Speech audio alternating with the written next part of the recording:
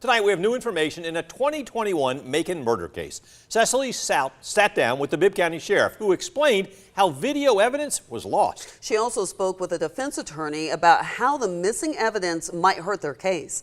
Cecily joins us in studio to explain all about it in our top story at 11. Yes, Frank, Lori, Sheriff David Davis told me today it's important to get evidence right when dealing with justice and people's freedom. But he admits that didn't happen in this case.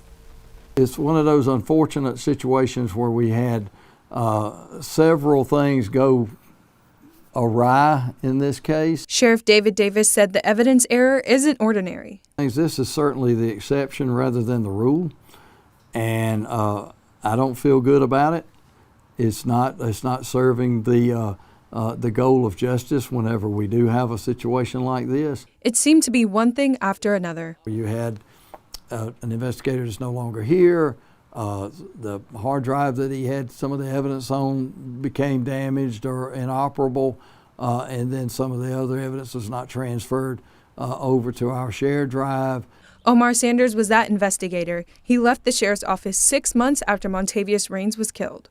The lead investigator, he was one that was terminated from the sheriff's office back in May of last year.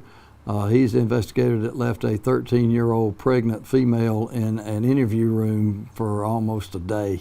Sanders no longer works for Davis, but he still has a part to play in this case. There's been many cases of investigators who leave, retire even, go to other agencies, but they still are responsible to come back and testify in court because they are the ones who went out and collected the evidence. They are the ones who went out and took the statements and got everything together. So they have the best knowledge of a particular investigation, whether they're still here or not.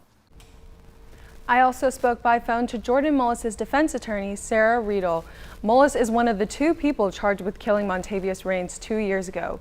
She told me this missing evidence is crucial to her client's self-defense case. Back to you. Thank you, Cecily. Riedel said the lost footage could be detrimental to their case. She described gathering evidence for this case as, quote, pulling teeth. We're taking a closer look at the investigator in charge of that evidence, Omar Sanders. In July of last year, we reported about an incident within the investigations division in March of 2022. That's when then Sergeant Sanders was accused of leaving a pregnant 14-year-old inside a locked interview room for 21 hours. Investigators thought she was a witness to a murder and brought her in, but soon realized she wouldn't be any help and was free to leave. At the time of our investigation, Sanders said he told multiple investigators the girl was in the room and was allowed to leave after she gave her statement. That young lady was failed that day, but it wasn't by investigator Sergeant Sanders. It was by Bibb County Sheriff's Office and other supervisors and investigators in that building. But an internal report revealed other deputies said they never heard Sanders ask anyone to take the girl home. The girl was able to break out of that investigation room and ended up walking 3 miles to her home. You can find 13 WMAZ's full investigation into the locked door on our website.